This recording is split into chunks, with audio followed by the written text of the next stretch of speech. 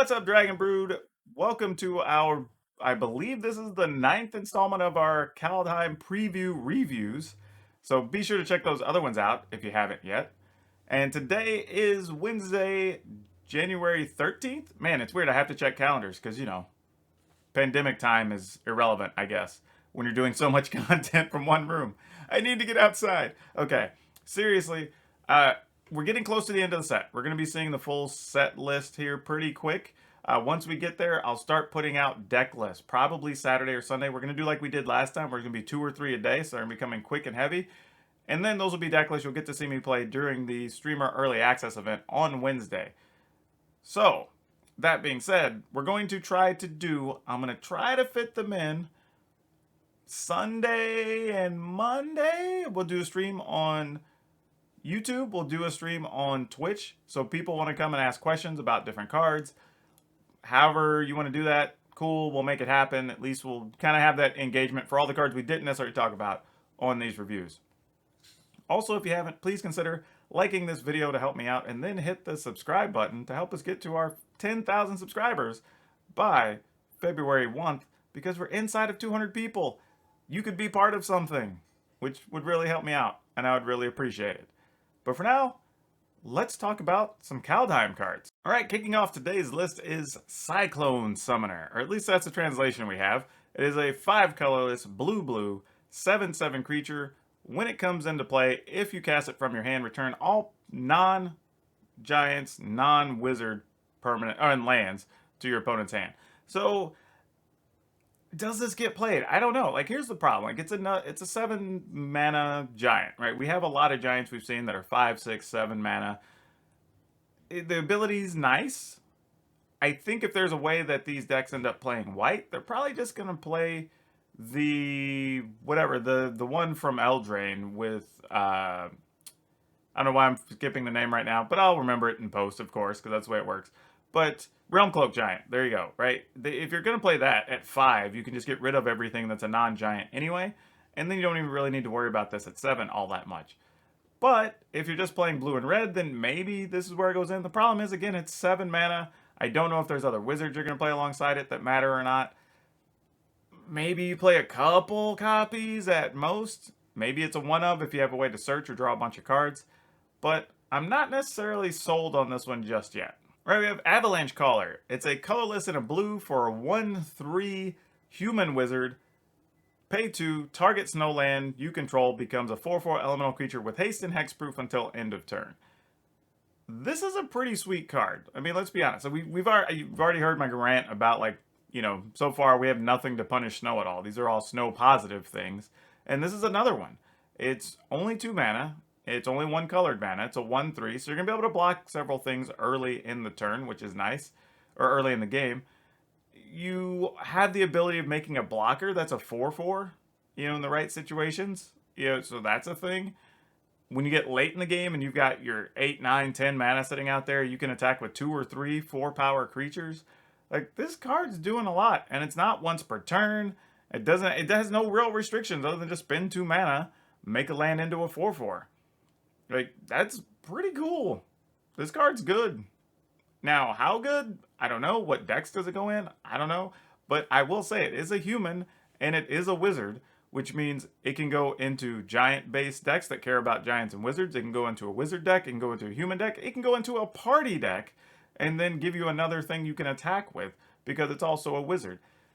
So yeah, we'll see. But there's definitely some things this card can do. Right, we have Rise of the Dreadmarn. 2 colorless, black, instant. Create X/2/2 black zombie berserker creature tokens, where X is the number of non-token creatures that died this turn. Foretell for 1 black. So lots of neat things going on with this card, right? One, it's a foretell cost where you don't really gain any value, because you're paying 2 colorless to put it down, then you're paying 1 black to get it. However, I guess in a weird scenario where you only have 2 mana, you're still able to play this, so that's kind of neat. What I do like about it, though, is it's a cheap way to get the effect that other cards have tried to offer in the past. Like, there's the Liliana's whatever Knight that's a 3/1. You can cast it, and, for the number of creatures that died that turn, you get cards. Like, those things just never seem to work out. Like, we've seen them where people play one in a list or whatever, but they just don't end up being as good as you want. I feel like this one gives you a little bit of versatility because of the key fact that if you look at it, it actually doesn't say your creatures that died this turn. It's just creatures that died this turn, which is awesome. And it's cheap, right? You can still play stuff for the turn, not caring if your opponent does have a sweeper of some kind. If they kill your stuff and maybe even one or two of their own things, then great. You get 4 to 6 2/2s and get to attack with those the next turn. So it's almost like having a bunch of stuff with haste in a way, if you think about it, for 1 mana. Like, this card's gotta be useful. It may end up being just a sideboard card, but I expect you're gonna see this card win at least a couple of games. Clarion Spirit. 1 colorless, 1 white, 2/2, Spirit. Whenever you cast a second spell each turn, create a 1/1 white Spirit creature token with flying. Now, the downside is this doesn't fly itself, but it is a 2/2, which is fine, not great. But there are a lot of cards already that exist that care about you drawing your second card, which do result in a 1/1 flying creature of some kind. Recently it's been fairies, but here it'd be a spirit. This could go into that type of deck. Now, granted, those other decks generally are playing blue and red. They're not really playing white, but with the lands that are available, maybe it's possible. If so, being able to make an army of things with pretty much half the cards in your deck producing extra cards or extra creatures could be really good.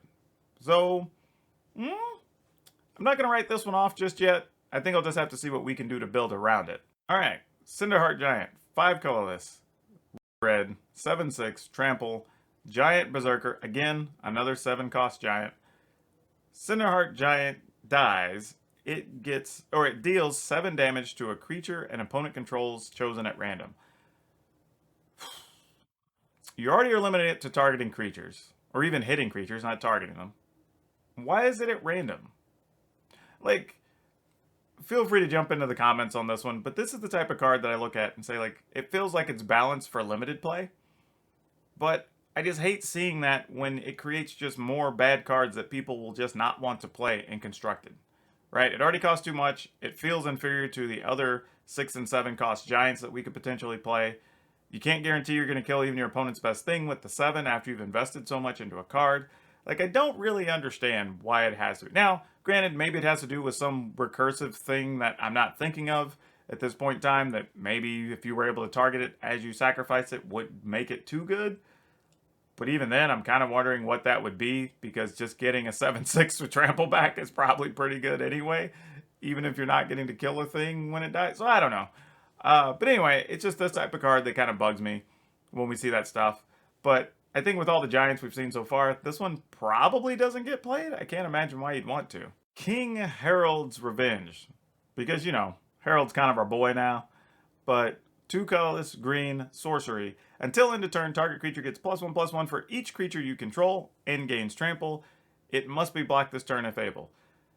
Constructed play, this card's only meh. You know, there could be a world where you do find a way to go wide with elves, or maybe even just make a million Scoot Swarm tokens, force your opponent to block the one big thing. And by a million, I mean like 20. But, I guess my issue here is that it feels like more of a closer in a commander type situation, right? That you can attack a particular player, they have to block the one thing you have, and then, you know, 8 damage gets through, and you possibly get to kill something. The other thing too is it is possible that even if you don't kill your opponent on that turn, because you're going to have the one, let's assume it's like a 7/7 or an 8/8, like, you might be able to take out 2 or 3 of their best creatures, and then your opponent's not in a position to retaliate either. So, I don't think this card's great by any stretch. I just thought it was something interesting to talk about from the stuff that got previewed today. Right, we have Agar, the Freezing Flame. 1 colorless, blue, red, 3/3, giant wizard. Whenever a creature or planeswalker an opponent controls is dealt excess damage, if a giant, wizard, or spell you control dealt damage to it this turn, draw a card. Okay, lots of things going on here. First off, this is a 3/3 for 3. Not that great, but it happens to be a giant. Fantastic, right? This is the type of card we're looking for the Giants. They needed something other than Bonecrusher Giant that was just beneficial to lower drops. Additionally, looking at this, we have a wizard, right? So qualifies for different things that may want a wizard. Then it can also go into some different Izzet builds. So that's a thing we can do. right? And this is the second time we've seen a card that mentions excess damage. The other one being, I believe, from yesterday's previews with Toralf, right? When you deal extra. So if you deal excess with those two cards, you could possibly be drawing a card and getting to kill a second thing, which is kind of awesome. But even if you just shock, say, like your opponent's innkeeper, well, that's an excess of one. You'll get to draw a card while killing their innkeeper. So that's pretty cool. So I like what this card's doing. It's bringing a lot to the table. I think this is one that will see some play, not even necessarily in giant decks. This card could just be played in a couple other decks that have the mana to support it. All right, Narfy, Betrayer King, 3 colorless, a blue and a black for a legendary snow creature, zombie wizard, that happens to be a 4/3. Other snow and zombie creatures you control get +1/+1.